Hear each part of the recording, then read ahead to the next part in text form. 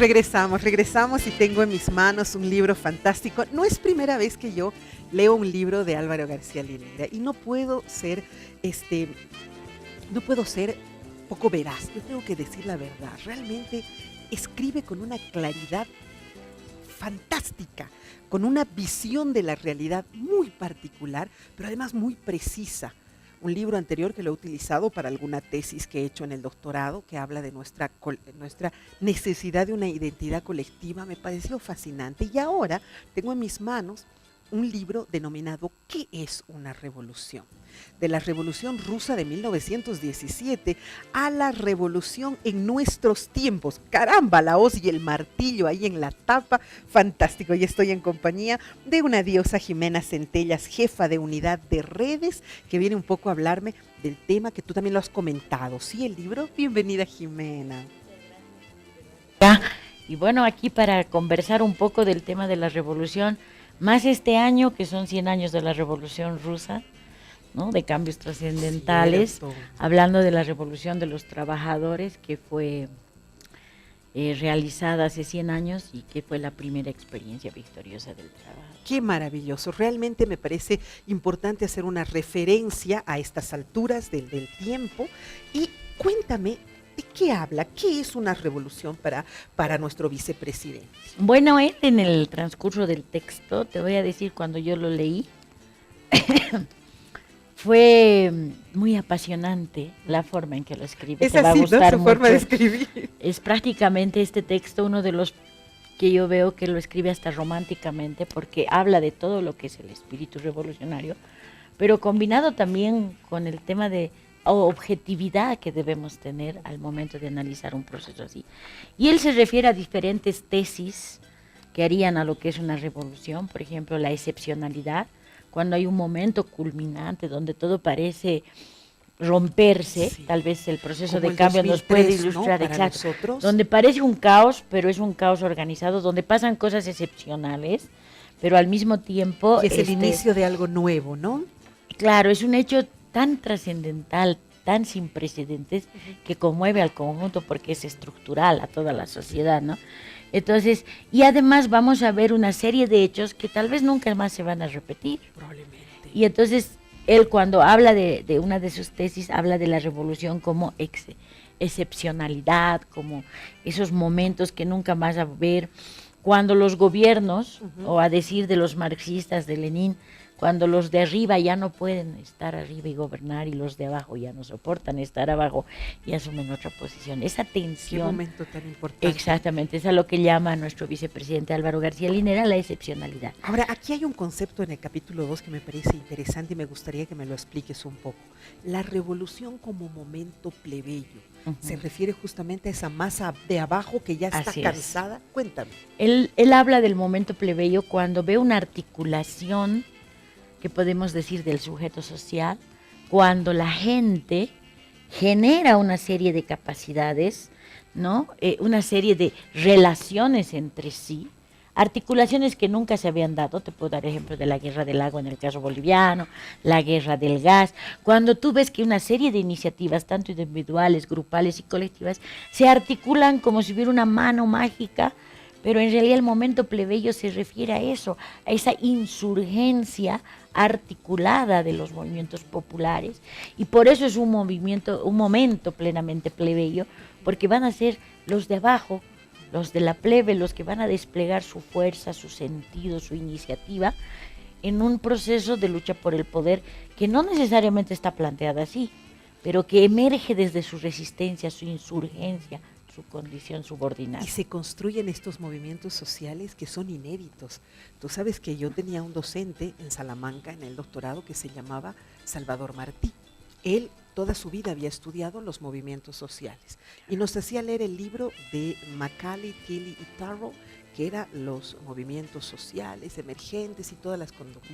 Y cuando en debate hablábamos todos, yo les decía, no, pero los movimientos de él pueden estar años. Me decían, no, son momentáneos, crecen y desaparecen. Decían, no, en mi país no, en mi país son sostenidos. Ellos, y le explicaba lo que había sucedido en 2003, le decía, ellos se organizan, hacen una olla común. Ellos, le explicaba, ellos las mujeres cuidan a los niños, otras salen a pelear. Los hombres hacen una cosa, otros hacen otra. Y me escuchaba fascinado. No en vano, vino después uno de los estudiosos, hizo su tesis y ahora es candidato, estoy hablando de Pablo Iglesias, que vino, hizo toda su tesis sobre eso, porque los movimientos, y lo llamó Bolivia y sus movimientos sociales o los movimientos en Bolivia. Entonces es algo fantástico que no se vio en el mundo, repertorios que nunca se habían visto, repertorios de acciones, ¿no es cierto? Yo coincido contigo, Verónica, o sea, cuando hablamos de la capacidad del pueblo boliviano, somos únicos y extraordinarios, y tal vez de pronto de ahí debería empezar la reconstrucción de nuestra autoestima social, porque los propios bolivianos no nos damos cuenta de la potencia subversiva que tiene que ver no solamente con derrocar a alguien, sino esa capacidad de articular desde nuestra cultura, nuestras tradiciones, nuestra condición de clase, de mujeres, de género, iniciativas grupales, sociales, que forman redes, que van a permitir un proceso. Yo estoy plenamente de acuerdo contigo, por eso yo lo llamo sujeto social, porque es un conglomerado que se articula en una personalidad que tiene brazos, que tiene vida, mente, ¿no? Tiene cuerpo y toma decisiones, y tal vez por eso en contrasentido la derecha y muchos pensamientos conservadores siempre han hablado de la inestabilidad boliviana, cuando en realidad cuando nuestro sujeto social se levanta, toma decisiones. Y cuando Álvaro García Linera habla de la potencia plebeya, se refiere a esa dinámica, a esa capacidad de gestar hegemonía, pero no es cualquier hegemonía, no es simplemente yo quiero sacar a la derecha, esto no me gusta, es mucho más profundo, viene de la cualidad intrínseca de las clases sociales, de los sectores sociales, del sujeto social. Y debemos estar orgullosas, Verónica, porque nosotros podríamos dar cátedra de lo que es un movimiento social, claro sí, de lo que es una organización social, y por eso nosotros valoramos mucho que el vicepresidente, a pesar de estar en el gobierno, tenga la posibilidad de escribir, porque a veces hacemos la historia, pero no hay el tiempo de escribirla. Y aquí este aporte para entender este punto importante que estamos hablando. Voy a agarrar un pedacito, porque tú sabes que muchas veces se ha utilizado una declaración que hizo Álvaro, que dijo: nosotros somos jacobinos, ¿te acuerdas? Y eso les generó a la derecha, pero así, pánico absoluto, ¿no? Él habla de dice el momento jacobino o también leninista, ¿no es cierto? ¿Por qué se refiere? Expliquemos un poco de qué se trata, qué se refiere cuando nos hace referencia a un momento jacobino-leninista. Se refiere al momento Aquí dice la importancia de este momento, dice, radica en instituir de forma duradera el monopolio de la coerción, de los impuestos, de la educación pública, de la liturgia del poder y de la legitimidad político-cultural. La contraparte de esta victoria sobre las fuerzas conservadoras es la concentración del poder que, de no ser continuamente regulada, afecta la estructura del poder, de poder plebeyos que inicialmente, permíteme, habían dado inicio al proceso revolucionario. ¿A qué se refiere? Que el momento de la revolución, lo que estamos hablando, es un momento excepcional de ruptura, sí, claro, un clivaje, de quiebre de estructuras, ¿no? Solo institucionales, no es como lo explica él en el libro, ir y tomar el palacio tan simplemente, aunque ese sea un simbólico, sino es básicamente un conjunto de revoluciones que se dan en todos los ámbitos de la sociedad, en la cultura, en las relaciones familiares. Entonces, esa especie de caos que se arma, después deviene en el proceso revolucionario, en un momento en el que va a ser la intervención estatal y el ejercicio del poder, el que va a generar un momento de hegemonía, un momento, como podríamos decir, de hegemonía cultural, de hegemonía de visión. Por ejemplo, ahora podemos hablar del proceso de cambio, cuando plantea, no sé, el vivir bien, la revolución democrática cultural, ¿no? Se empieza a concebir y a generar un sentido común, porque no todo se va a quedar en ese caos por organizado que sea.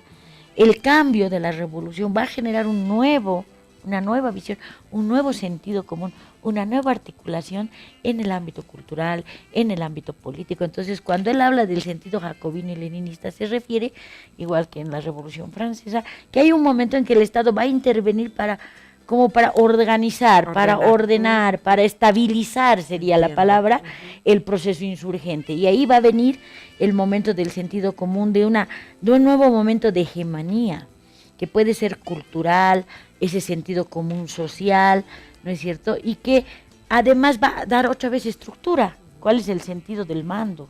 Ya. Entonces, antes éramos República de Bolivia. Bueno, al sentido del mando es Estado plurinacional, con otras connotaciones. Claro. Y la gente ahí Reescribir va a la seguir a historia, favor ¿no? y en contra, la mayoría va a estar a favor del nuevo sentido común, por eso estamos hablando de una hegemonía. Pero al mismo tiempo va a haber las contradicciones. Seguro. Entonces, la Inclusive tendencia es internas, ¿no? exacto, es a Es saludable, estabilizar además. ese proceso revolucionario que ha sido como estallido aquí y allá, todo se ha puesto en cuestionamiento, ahora como que todo se organiza, todo se tiene que ordenar y ese es el Estado el que lo va a hacer. Revolución y socialismo es el tercer capítulo al que hace referencia Álvaro. Dice, ¿fue la revolución soviética una revolución socialista? ¿Qué es una revolución socialista? Y en definitiva, ¿qué es el socialismo? Arranca con 3 preguntas fantásticas. Quisiera ver qué dice. Cuéntame, por favor. Bueno, es el cuestionamiento de estas transformaciones y articulaciones que genera el Estado, hasta dónde es suficiente solo lo económico, hasta dónde el socialismo es simplemente nacionalizar o expropiar los medios de producción, ¿no? Entonces, a eso se refiere, hasta dónde, ¿qué es el socialismo? Y un poco va en el sentido de la tesis del vicepresidente, de que la revolución es un proceso de construcción, es un proceso de el conjunto de revoluciones que se han dado, ¿no es cierto? Y que tenemos que ver a profundidad hasta dónde van los temas de lo económico, hasta dónde se ha satisfecho las demandas prácticas de la sociedad, pero hasta dónde más allá vamos a ir. Todavía falta, ¿no? Entonces, es una pregunta interesante, porque ¿qué es socialismo? Socialismo es la revolución cubana, la revolución china, la revolución vietnamita, la revolución coreana, la soviética, ¿fue socialista o no fue socialista? Claro. Ese impulso del desarrollo económico que alcanzó por 7 décadas la Unión de Repúblicas Socialistas y la Soviéticas y que conclusión de él, después ¿cuál pierde. es? ¿Cuál es el socialismo en el que nosotros Bueno, hay que leer el libro. No. Sí, o sea, sí hay que leerlo, ¿no? Pero, por ejemplo, dice aquí, la base material de la continuidad revolucionaria, la economía. Fundamental, ¿no es cierto? Exactamente. Ahora, ahí viene lo que un poco plantea el autor. Tú das la satisfacción económica, está maravillosa, pero viene también, por eso hablamos de hegemonía cultural, tiene que haber una correlación con la consistencia social en el modo de ver, de pensar esa sociedad. Así en sencillo, tú a un niño, a tu hijo le das todo y se vuelve un engreído y un malcriado. Correcto, también. Sí. Porque de pronto cree que lo merece todo porque es hermoso y maravilloso y no se da cuenta. esforzarse por nada. Así es. Y que en el proceso, pero sin comer, no hay revolución. Sin desarrollo económico, sin base económica, no hay revolución. Es un equilibrio tan claro, delicado. Pero también la revolución debe ser a nivel de las ideas, a nivel cultural, quebrar la ignorancia, generar hegemonías. Totalmente. Ahora, dime, aquí yo veo que cita a varios autores. ¿Cuáles son las conclusiones finales un poco de Álvaro? Mira, 100 años de la Revolución Soviética, continuamos hablando de ella, dice. Y yo creo que esa debe ser una reflexión absoluta, porque no es que pasó la Revolución Soviética, transformó tantas cosas, se generó una polarización absoluta en el planeta, ¿no es cierto? Sino que seguimos en ello. No ha sido un fracaso. Habrá cosas que aprender y otras cosas que nunca replicarlas. Claro, exactamente. Por eso te decía, la tesis central es el tema de que la revolución es proceso. Que la revolución es una construcción continua. ¿Verdad? Que no podemos decir aquí nos sentamos y aquí acabó. Porque si tocas el desarrollo económico es un tema, la revolución cultural es otro. Pero ¿y el internacionalismo? ¿Y quién te ha dicho que solo en Bolivia y para siempre, como en tubo de ensayo, vamos a estar desarrollando el proceso? Si no hay unas revoluciones, unas transformaciones en el resto del planeta, no podemos hablar de un proceso consolidado de revolución. Totalmente. Ahora, el cuestionamiento central que hace el vicepresidente en el texto es motivarte a ser parte de esa insurgencia, desde el lugar donde estás, a ser un constructor desde las ideas, desde la práctica, desde la transformación. Por eso lo fundamental de su aporte es la revolución es proceso, es construcción. No está definido ni es definitivo. Hay cambio de estructuras, hay cambio de cultura, hay revoluciones en todos los ámbitos y tenemos que seguir hablando de eso. Porque la humanidad está en ese camino, pero aquí no está dicho todo. Me encanta lo que dice, porque dice, a 100 años de la Revolución Soviética continuamos hablando de ella, Ujú. porque añoramos y necesitamos nuevas revoluciones, porque nuevas revoluciones que dignifiquen al ser humano como un ser universal, común, comunitario, vendrán. Cierto, nunca vamos a parar, siempre van a haber nuevas, con referentes, con antecedentes, con todo, pero siempre van a haber revoluciones. Sí. Y ese es el desafío generacional, no es solo un tema teórico.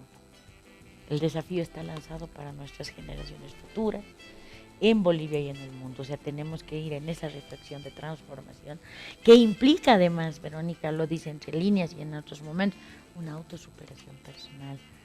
Porque la revolución la hacen los revolucionarios. Y eso quiere decir que tú también tienes que llevar adelante tus propias revoluciones.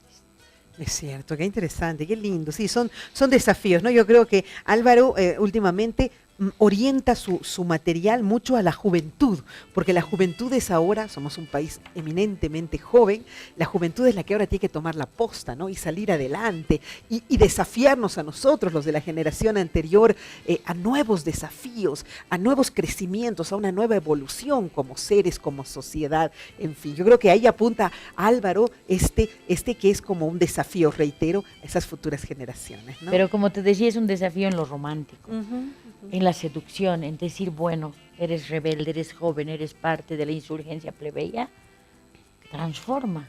Y al transformarte, transformas y viceversa. Entonces ese es nuestro desafío también como proceso de cambio. Y siento que aquí él mismo hace una reflexión, porque dice que el socialismo no es la estatización de los medios de producción, ¿no es cierto? Que es lo que mal entendemos, que nos vamos a quedar sin nada, que todo se va a hacer nacionalista, que no va a haber nada privado. Eso es lo que a veces mal comprendemos y no va a ser así. Y aquí hace una reflexión sobre eso. De pronto esa es una de las lecciones de la Revolución Soviética. Ujú. Y es lo que te acababa de Sin decir. duda. Hay que dar de comer, sí, pero yo no puedo expropiarlo todo y decretar socialismo por decreto como política pública, sí en la sociedad.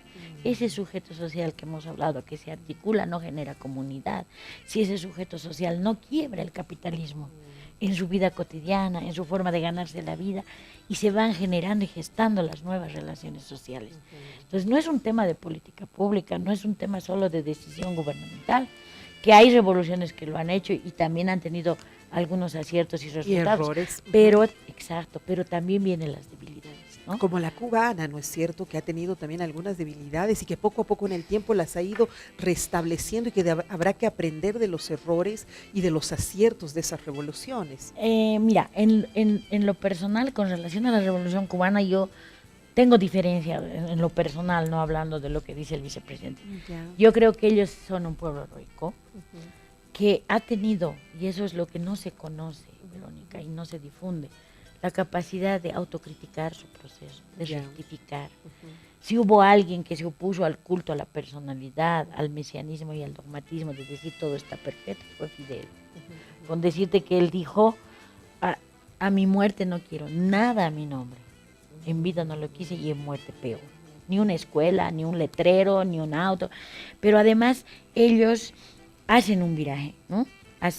Intentar dar esa que estábamos hablando. Es interesante analizar la Revolución Cubana, el sustento económico, pero es un país Es que no tiene las condiciones bolivianas. correcto. No tiene la cantidad de recursos No, naturales que nosotros pues en tenemos para absoluto. atender su población. Entonces, tú generas las condiciones económicas, tienes un pueblo heroico que es sometido a un brutal bloqueo económico para asfixiarlo. Y Entonces, sí la capacidad que tú dices como la nuestra de poderse autoabastecer absolutamente así todo, es, ¿no es simplemente. cierto? Ahora, pero más allá de eso, ¿qué ha generado la Revolución Cubana? Cultura, lo que estábamos hablando. Claro, Una claro. capacidad combativa, una capacidad, es Humana, un ¿no? Ha pueblo trabajado en lo humano. politizado y un pueblo muy humano. Es decir, imagínate, mandan sus médicos a Estados Unidos, su enemigo feroz y depredador. Pero yo creo, por eso te decía, que una de las cosas que hay que, por eso es interesante analizar las historias de las revoluciones para mirarnos en otros espejos, Oye, sí. como ellos han podido rectificar, autocriticar o corregir sus rumbos, tomar decisiones y combativamente llevarlas ¿Tú adelante. eres socióloga, Jimé?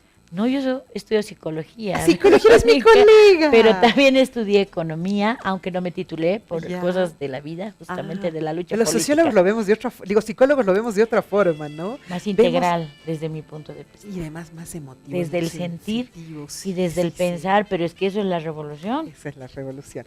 ¿Dónde? Porque estos libros no están a la venta, pues, ¿o sí? Ahora sí, Sí, ya. justamente la vicepresidencia, Ujú. antes nosotros dábamos a distribución gratuita, pero creemos que tiene que haber ya un proceso de reeducación nuestro también, de aportar alguito para los textos. Este Bien. texto vale 15 bolivianos, 15, está a simbólico la el venta en la precio, ¿no? vicepresidencia. Mm. Lo más importante es tener la reflexión, la deliberación y el debate sobre estas ideas. Y yo creo que el desafío que plantea el vicepresidente es fundamental porque nos permite reflexionar nuestro proceso. Ya, Y decir, cierto. ¿qué hacemos? ¿Cuál es mi rol? ¿Juventud o no? ¿Mujer o no? ¿Dónde estoy? Correcto. ¿Y qué pasó con la Revolución Soviética? A ver, analicemos, porque sus aciertos y sus errores nos pueden dar luces. Sin duda, hay que aprender pues de ellos, ¿no es cierto? Para mejorar inclusive y luego convertirnos nosotros en referentes como ha sucedido, reitero, con Pablo Iglesias, que es mi absoluto orgullo de decir, esta señora venía a hacer su doctorado con el modelo boliviano y lo ha llevado y lo ha exportado y ahora lo quiere aplicar, así como ellos en un momento, los españoles vinieron aquí a traer todo. Ahora, de acá están saliendo los conceptos y las ideas. No podemos negar, somos un país de avanzada, no podemos negar, somos una Y sociedad tenemos una de responsabilidad avanzada. histórica muy fuerte, Verónica. Sin duda, sin duda. Porque la confianza y la esperanza en la utopía de la transformación revolucionaria está puesta en Bolivia para el resto de los trabajadores del mundo. Sí. Y no es una exageración. Y nosotros, hablando de psicología, deberíamos retomar la visión de que de lo que somos capaces y lo que estamos haciendo y reconocernos en nuestras transformaciones en vez de seguir colonizados. Cuando tú Reforzar hablas esa lo de identidad nacional Pablo que nos Iglesias, falta, yo ¿no? me sonrío porque te digo, eso es una descolonización de verdad. Pero por supuesto. ¿No ves? Pero no nos la creemos, No, ¿no no ves? la creo. Ni siquiera la promocionamos. Estamos, ¿no? nos No hemos creo. sometido tanto al criollaje colonizante de la historia de la República que todavía nosotros como sujeto social no nos la creemos de lo que hemos sido ¿Te capaces. puedo invitar a los paneles de Sabor a Tierra? Por Sí, supuesto, puedes ser parte claro del que equipo. sí. Me va a encantar, porque además eres de mi línea, eres de mi ciencia, y eso es para mí muy importante entenderlo. 15 bolivianos en la vicepresidencia, Sí. ya no hay forma de bajarlo por PDF. También está, También en la página de la vicepresidencia. Excelente. Yo quiero, pero el anterior mío está dedicado por Claro, Álvaro. ese es Así un que gusto quiero aparte. dedicado por el Álvaro. Por Claro favor. que sí. Y otra cosa, Verónica, hacer una invitación, Por favor. no hacer corte comercial, pero en este sentido de la reflexión, esta noche es la presentación de nuestra revista número 24, La Sí, Migraña, ya sale. dedicada a la Revolución Rusa. Así Y va a es. ser un evento político-cultural espectacular que los invitamos, no solo por la reflexión que se va a hacer sobre la Revolución Rusa desde el ámbito sindical, el ámbito juvenil y el ámbito intelectual, sino fundamentalmente porque vamos a reflexionar lo que estábamos hablando. Aquí lindo. ¿Dónde estamos los revolucionarios? ¿Qué queremos los revolucionarios? ¿Cuáles son las nuevas revoluciones que nos vienen para adelante? Espero que la próxima semana, el miércoles, pueda venirse Juanqui, tú, para poder hablar de la revista. Por supuesto, así claro que artículo sí. por artículo, como lo hemos hecho en otras ocasiones. Siempre que Claro, sale la Verónica. revista, la presentamos. Muy Ha sido bien. un gusto, Jime, de Igual verdad, para mí. tenerte y ojalá puedas estar en otros paneles también. ¿Sí? Sí, muchas gracias. Gracias y a ti. la invitación está hecha esta noche a las 7. Esta noche a las 7, entonces. Nosotros nos vamos. Como siempre, ha sido un gusto trabajar para ustedes. Un abrazo y será hasta el día de mañana. Jime, dame tus...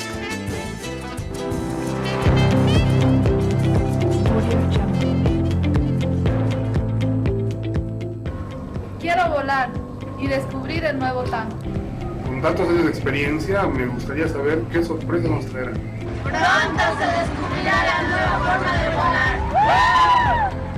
Prepárate.